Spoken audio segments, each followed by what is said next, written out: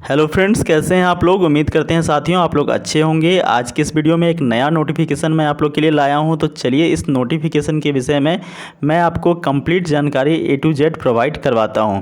तो देखिए फ्रेंड्स, ये आपका नोटिफिकेशन IBPS की तरफ से आया हुआ है। देखिए जिस प्रकार से आपका SSC MTS का एग्ज़ाम कंडक्ट करवाता है, CHSL का एग्ज़ाम कंडक्ट करवाता है, आपका CGL का एग्ज़ाम कंडक्ट करवाता है, उसी प्रकार से IBPS जो है वो बैंक क्लर्क का और बैंक PO का भी एग्ज़ाम कंडक्ट करवाता है।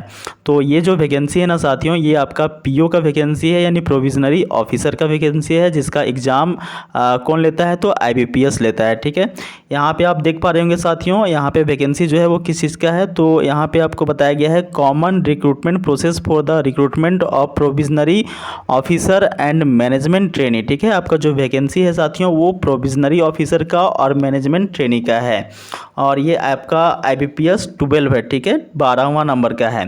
2023-24 के लिए वैकेंसी निकली हुई है। इससे पहले 11वां आया था जो कि आपका 22-23 के लिए था। ठीक है, तो चलिए फ्रेंड्स, इसके विषय में मैं आपको पूरा डिटेल में इन्फॉर्मेशन यहाँ पे देता हूँ। देखिए फ्रेंड्स, इस बार इसके अंदर कौन कौन से बैंक शामिल है। तो यहाँ पे आप देख पा रहे होंगे पार्टिसिपेटिंग बैंक्स कौन कौन से हैं। बैंक ऑफ बड़ौदा है, बैंक ऑफ इंडिया है, बैंक ऑफ महाराष्ट्र है। कहने का मतलब है कि इन सभी बैंक के वैकेंसी को मिला करके यहाँ पे वैकेंसी आपका निकाला गया है। ठीक है, तो bank of Maharashtra, Canara bank, central bank of India, Indian bank, Indian overseas bank, Punjab national bank, Punjab and Sind bank, UCO bank और यूनियन बैंक ऑफ इंडिया, इतने सारे बैंक के वैकेंसीज़ को, इतने सारे बैंक के जो PO की वैकेंसी है सारे को जोड़ करके यहाँ पे आपका वैकेंसी जो है वो निकाला गया है। ठीक है, कितने पद है साथियों टोटल। तो फ्रेंड्स, इसके अंदर टोटल आपका 6432 पोस्ट है। ठीक है, 6432 पोस्ट है सभी बैंक को मिला करके। अब बात करते हैं इसका ऑनलाइन एप्लीकेशन कब से स्टार्ट हो सकता है। तो देखिए यहाँ पे आपको बताया गया है 2 अगस्त से लेकर के, यानी कल के डेट से लेकर के साथियों 22 अगस्त तक इसका आप ऑनलाइन एप्लीकेशन भर सकते हो। और वहीं इसका पेमेंट जो है वो कब से कब कर सकते हो, तो 2 अगस्त से लेकर के 22 अगस्त के बीच में इसका आप पेमेंट भी कर सकते हो। यदि आपके फॉर्म भरने में कोई गड़बड़ी हो जाती है साथियों, तो ऐसी स्थिति में आप 2 से लेकर के 22 अगस्त के बीच ही अपना मॉडिफिकेशन जो है वो कर पाओगे। आगे देखिए साथियों, आपको बताया गया है download for call letters for आपका प्री एग्ज़ाम टाइमिंग। तो आपका जो प्रीलिम्स होगा वो आपका यहाँ पे बता दिया गया है कि अक्टूबर मंथ में होगा। डार्क लेटर में देखिए आपका जो PT का एग्ज़ाम होगा साथियों वो अक्टूबर मंथ में होगा, और इसका एडमिट कार्ड आप अक्टूबर से पहले पहले डाउनलोड कर पाओगे। 15 दिन पहले, सितंबर के लास्ट तक या फिर अक्टूबर के फर्स्ट वीक तक इसका आप एडमिट कार्ड देखने को मिल जाएगा।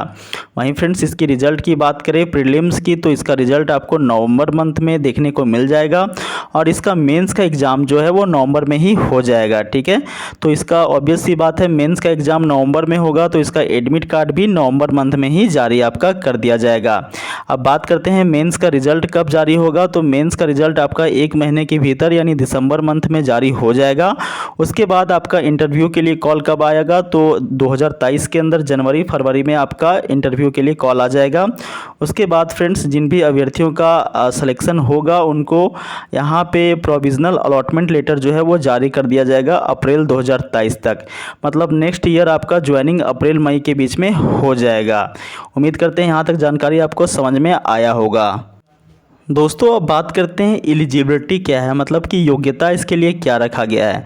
तो फ्रेंड्स, इसके लिए योग्यता आपका ग्रेजुएशन होना चाहिए। आप किसी भी सब्जेक्ट से आपका ग्रेजुएशन हो, चाहे आप आर्ट से किए हों किसी भी ऑनर से, या फिर साइंस का कोई स्ट्रीम रखे हों आप, या फिर कॉमर्स से किए हों आप, किसी भी ऑनर्स पेपर की सहायता से ग्रेजुएशन किए हों, तो आप इस फॉर्म को भरने के लिए एलिजिबल हो सकते हैं। ठीक है, वहीं यहाँ पर नेशनलिटी बताया गया है, तो आप इंडिया के भी सिटीजन्स हो सकते हैं, नेपाल भूटान के भी हैं, तब भी आपको फॉर्म भरने को मिल जाएगा। वहीं तिब्बतन रिफ्यूजी हैं, तब भी आपको फॉर्म भरने को मिल जाएगा। एज क्राइटेरिया की बात करें साथियों, तो एज जो है वो आपका मिनिमम 20 वर्ष होना चाहिए और मैक्सिमम 30 वर्ष होना चाहिए। देखिए 1 अगस्त 2022 तक आपका 20 वर्ष हो जाना चाहिए, और 1 अगस्त 2022 तक ही आपका उम्र जो है वो 30 साल से अधिक नहीं होना चाहिए। कहने का मतलब है कि आपका डेट ऑफ बर्थ जो है वो 2 अगस्त 1992 से लेकर के 1 अगस्त 2002 के बीच में होना चाहिए। ठीक है, वहीं फ्रेंड्स कुछ कुछ क्राइटेरिया में छूट भी यहाँ पे आपको प्रोवाइड करवाया जाता है।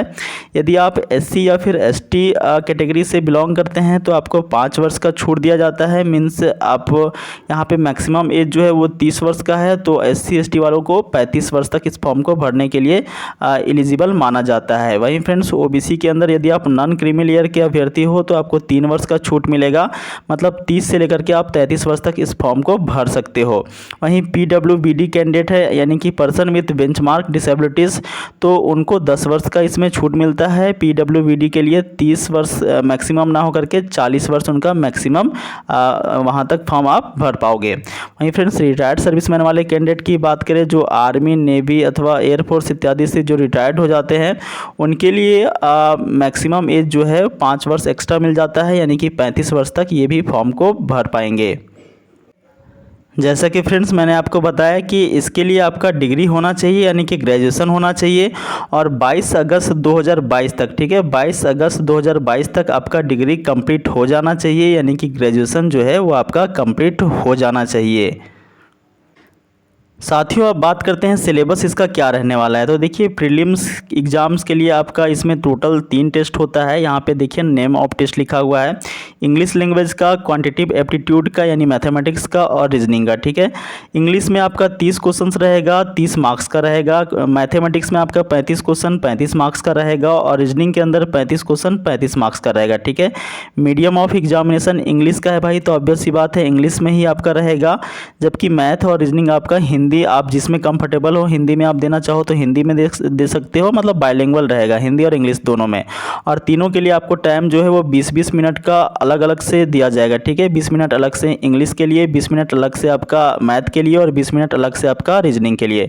टोटल आपको 60 मिनट का टाइम दिया जाएगा, और टोटल आपका क्वेश्चन जो है वो 100 क्वेश्चन होंगे, और 100 मार्क्स का आपका क्वेश्चन होगा। ठीक है, वहीं फ्रेंड्स ये जो आपका प्रीलिम्स होगा वो क्वालिफाइंग नेचर का होगा, आपका जो मेंस होगा वो आपका मेरिट डिसाइड करेगा।